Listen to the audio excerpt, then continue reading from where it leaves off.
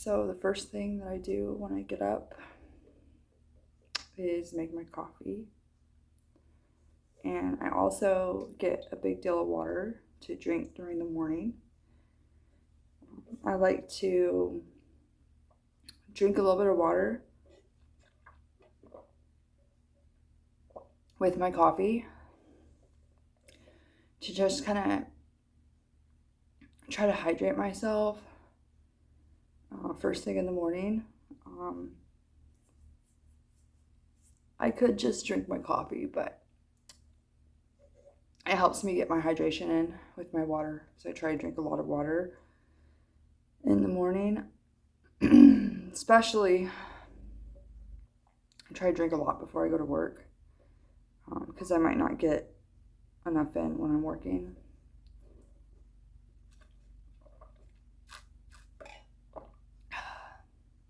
So I kind of like the hot coffee sip and then like this cold sip. I don't know. It's a good vibe. I'm a fan.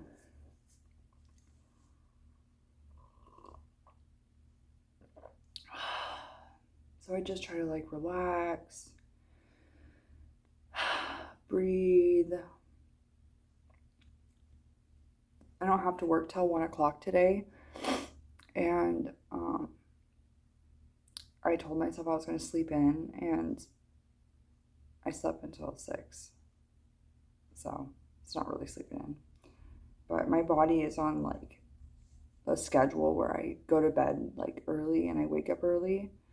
And I like it that way because I feel like when I wake up early, I have like so much more time to myself, and like I can be more productive during the day. Do like little things, get more done early on for myself. Now, when I was in my addiction, I was never able to do that.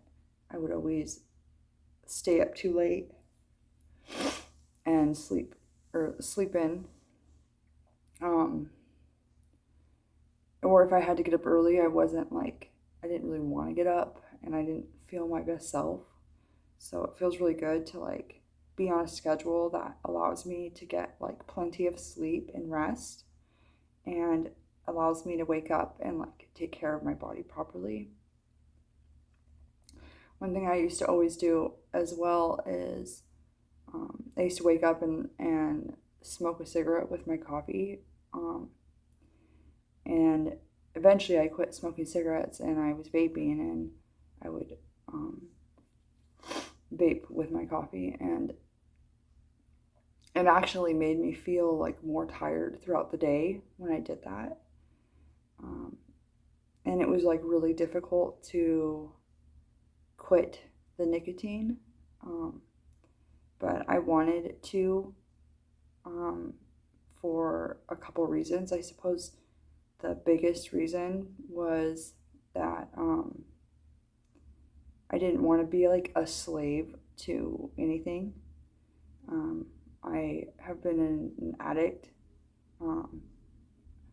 throughout different stages of my life, whether it be an addict to weed, an addict to alcohol, or an addict to other drugs. I kind of went through all of it, and I have also been an addict to fear and worry, an addict to not caring about myself, like all kinds of ways that I was addicted to behaviors that weren't suiting me. And when it comes to nicotine, it didn't suit me because it made me need something in order to be okay. And I didn't like anything having that kind of control over me. And it's also just not good for you, for your lungs. Like I would notice, like if I'm trying to like take care of my body and like be more active and take care of my body, like I couldn't breathe as well if I was partaking in nicotine. And so there's just so many reasons why, for my physical health, why it wasn't a good thing for me. And then also the next thing is that my financial health, for my financial stability. Gosh, like, talk about just throwing your money away. Like, I'm trying to be financially responsible for the first time in my life. And to sit here and spend so much money on something that is just pointless. It's just, it's foolish behavior. So, I couldn't do that. And then also, the next one was I have children, and very impressionable teenage children. And I didn't want to set an example of addiction for them. So I decided to lead by example and not be a vapor or a smoker. So I didn't have to show them, like, to do that. They're more likely to do it. So I wanted them to show them that they don't have to do that, and that people can live without partaking in those addictions. So yeah, those were my main reasons. So it was really hard to quit, by the way.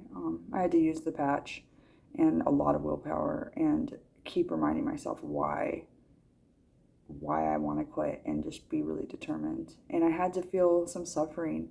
I hate suffering, but I had to feel, I had like night sweats and insomnia and cravings and irritability, all of it. So I didn't like it, but I am so thankful that I quit. I know this isn't a quit smoking video, but it's just part of my story, so whatever. So in the morning, I always get my big book and I read it. 80-page. My big book is the Alcoholics Anonymous book. I'm in recovery. I'm in AA, and I take my recovery very seriously. Recovery has changed my life. I absolutely love the fellowship that I have developed. I have a support system that is just outside of my wildest dreams by continuing to just go and commit myself.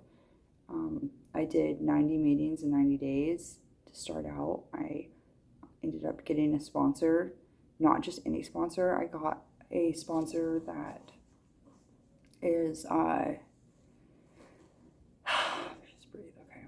I got a sponsor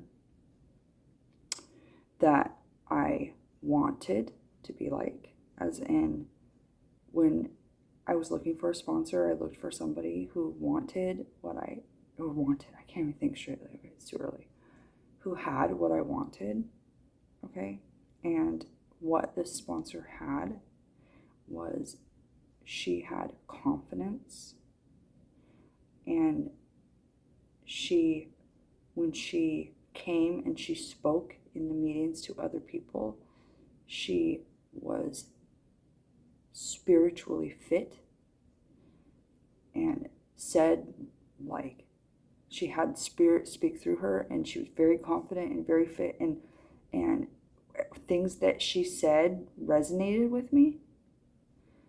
And I thought, wow, I like her. Like, I like her. I can relate with that, and I want what she has, like whatever she has, because I came in as very shy and very broken person.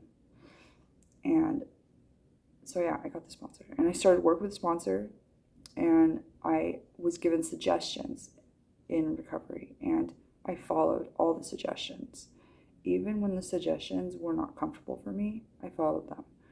And my sponsor once told me, get comfortable being uncomfortable. And that's so true with recovery, because there's so much uncomfortable things, that, like, suggestions that's given to you, and you don't want to do it, but it's like for your best, and it actually will, like, help you in ways that you can't imagine. And so I followed their suggestions. I went and I got a service position, and I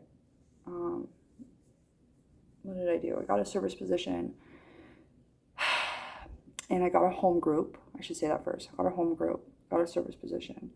And with my home group, I I guess, went there, committed myself. Okay, so say my home group's on Monday. Every Monday, I would go to that home group. Every single one, every single one. And you know how many Mondays that I didn't want to go? Like half of them, most of them, all of them. Like just about every single Monday, I did not want to go to this group.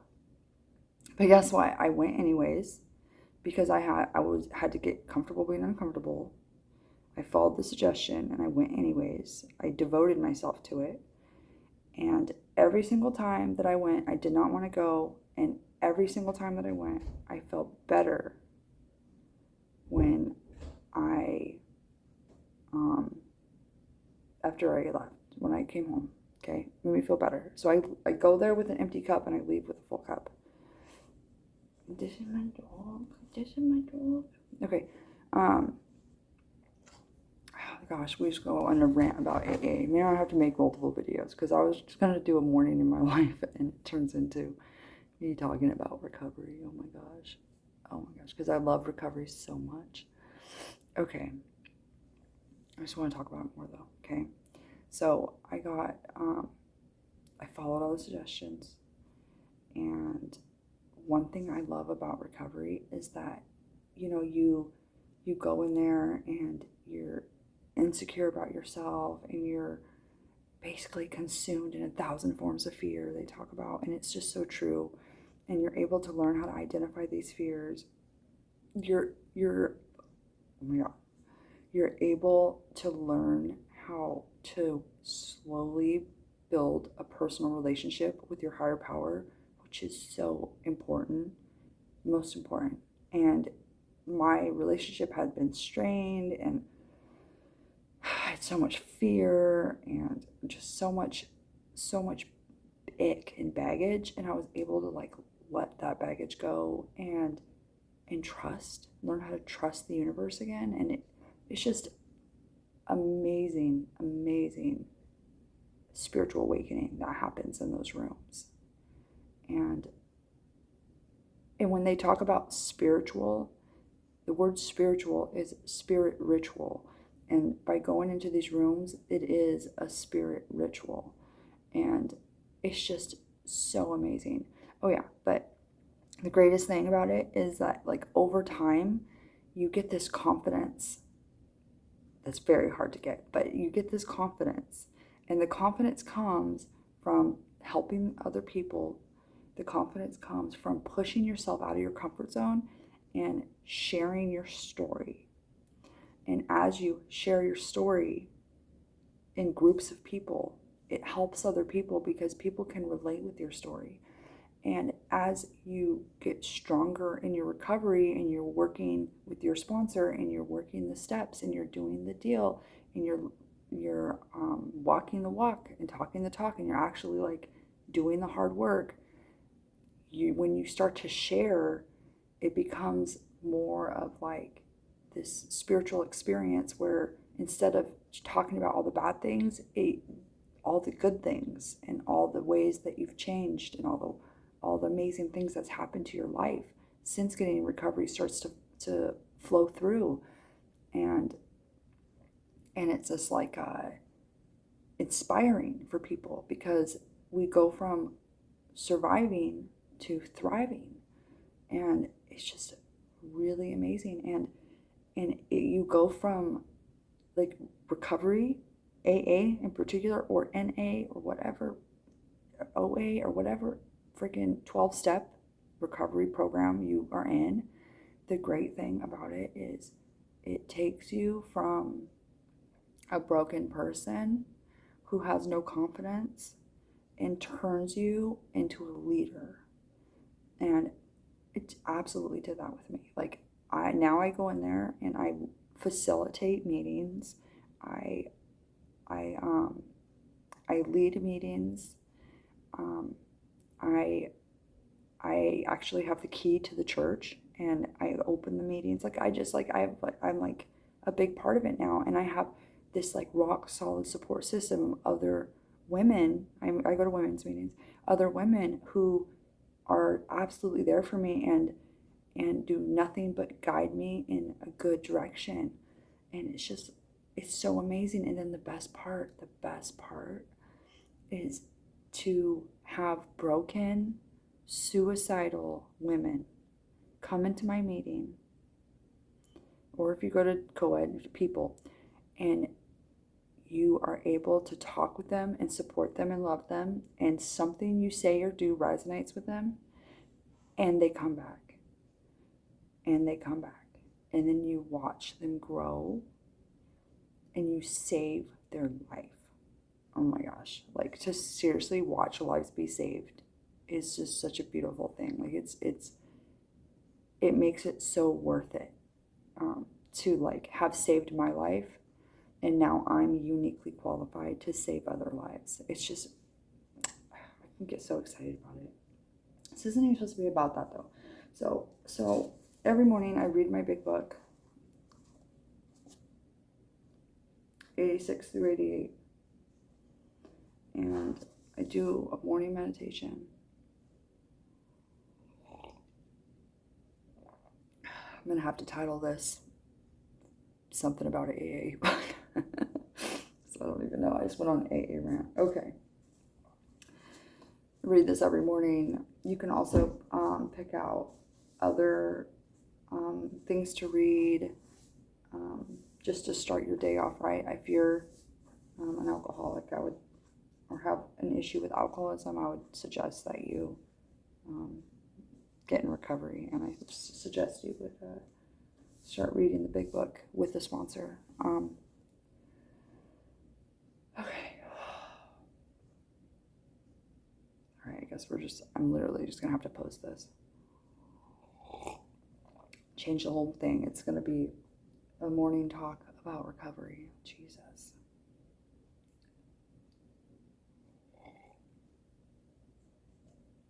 All right. I'm gonna read my book now.